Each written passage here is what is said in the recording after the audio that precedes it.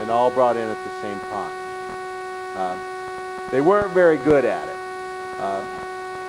It's very rare that 300 people cast votes, and it's extremely rare that they all cast them at the same time, and these happen to have the same postmark on them as well. And this particular manager had coded the envelopes. Each envelope was coded different for each unit, and they all had the same code on them. So it was a bad attempt at election fraud, but it has happened, and I've seen it happen. So anybody who does this now, it's a category D felony. Now, one concern I had about this statute is Part D, where it says failing to count a ballot can be a felony. As you know, we're asking people from the meeting to come up front and count these ballots. And I've watched them do it before, and they're going through them and making check marks. And I'm sure it's happened before where somebody's like, oh, I hate that guy.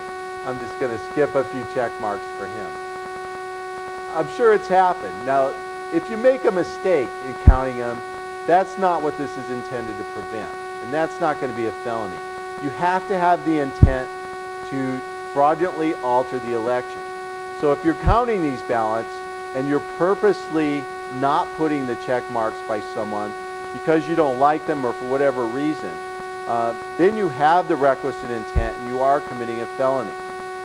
Do we have to tell people about this law when we tell them we need volunteers to come up and count the ballots? We might not get anybody to come up and count them if we do. But I think you do need to mention it that it's now a Nevada statute that strictly prohibits anyone from intentionally and fraudulently altering an election. I think you should tell the people who are counting that. Most people it's not going to affect. But again, this is a law that we have in reaction to something that was going on that was bad, and now there's some teeth in the law to prevent it. Okay, on page 41, somebody asked me this question during the break, but the new law provides that in election or removal of a board, the voting rights of unit owners may not be exercised by delegates anymore. So if you're in a situation, usually it's a large master association where delegates are casting votes for elections, you're going to have to change that procedure. And all of the unit owners are going to have to vote. Okay, let's move to page 43, sanctions for violation of the governing documents. The board cannot fine a homeowner for a violation of the governing documents committed by a homeowner's invitee. An invitee is basically a guest. An invitee is somebody that comes on your property either with your permission or your consent. You're not opposed to them being there. It can be a delivery man, the pizza guy, UPS. It can be your best friend who came over for a visit. It can be somebody who knocks on your door that you don't know that just wants to talk to you, and you don't tell them to leave. They can become an invitee. So a good term is your guest. So a board cannot fine the unit owner for the actions of their guests unless they can show that the homeowner participated in or authorized the violation, they had prior notice of the violation, or they had an opportunity to stop the violation and failed to do so. A good example that happens all the time, somebody comes over to a homeowner's house and they bring their unruly dog. The dog jumps out of the car, it's running through the community, it's barking at people, and people are offended. The dog's not on a leash. They say, we want you to go after a violation for that dog. So the guest is long gone. You can't do anything to the guest. But in the past, people have taken the homeowner to a hearing. Under this law, the homeowner can say, well, I didn't participate in it. I didn't know it was going to happen. I didn't have an opportunity to stop it. The dog just jumped out of the car. So you won't be able to go after the homeowner in that situation. What you can do, however, Part B, is you can put that homeowner on notice. Your guest is bringing over a dog that's running around and is not on a leash. Then when it happens again, you can say, you had notice of this violation. You had prior notice, we sent you.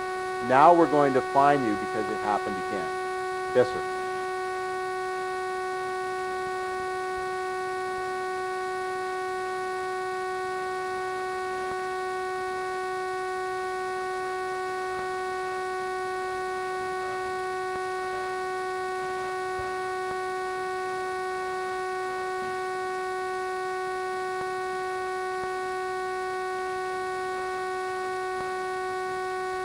Well, under this, right now you may be able to. Under this new law in that situation, I don't think you can. But that doesn't mean you don't have a civil remedy against the person who did that damage. For example, if a guest comes over and crashes through your gate, you can still sue them. You can't fine them through your hearing process, but you can still sue them for the damage. And you'd definitely be able to sue this owner for going around. I assume there were barricades. He went around them, ruined the slurry seal. You could sue him in small claims court. But under this new law, you're not going to be able to fine the owner unless you can prove that they participated in it or had an opportunity to stop it.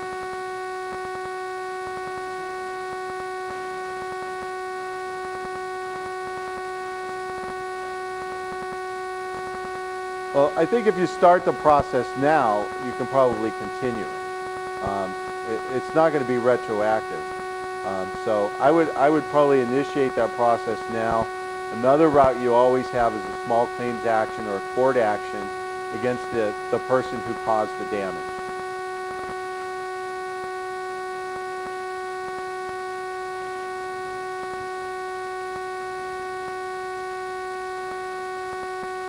Well, that's true. That's a good point, but I think it's going to apply to a damage assessment as well. If somebody's guest or invitee, I mean, let's take the pizza delivery man bringing a pizza to your house. If he hits the gate, are you responsible? I don't think so. I think it's meant to include damage assessments as well. And I'll tell you a little bit about the story of how this came across in a moment. On page 44, an association may not interrupt utility service for non-payment of utility charges when due, except for a situation where somebody has not paid their utility charges. An association may not interrupt the utility services unless you can show this person has failed to pay and you give them 10 days notice. My advice is never interrupt essential utilities to a homeowner. There are other ways to collect that money. Most associations are not in a situation where they're even charging the utilities. Some condo associations include water bills in their assessments. But you don't want to be in a situation where you're shutting off people's water or shutting off their power. That's just not a good situation to be in. Okay, let's go to the top of page 46.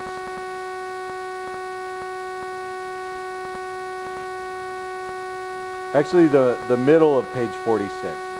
A board member who is past due in their assessments cannot cast any vote relating to a fine imposed on a homeowner, and they cannot participate in the hearing. If they do participate, that hearing's void. If they cast a vote, the vote is void. So if you've got board members or members of your hearing panel who are past due in their assessments, they should not be participating in violation hearings in any way. And I think sitting in on the hearing constitutes participation. They shouldn't even be there. Yesterday, a manager told me all of my board members are past due on the assessments. What do I do now?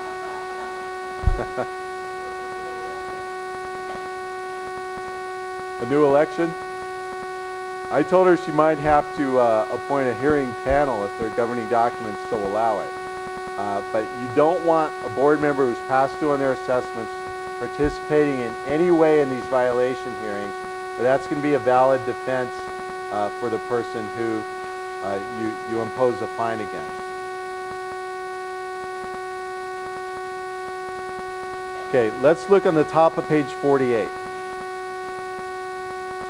A fine cannot be imposed against a homeowner or a tenant or an invitee for a violation of the CC&Rs or governing documents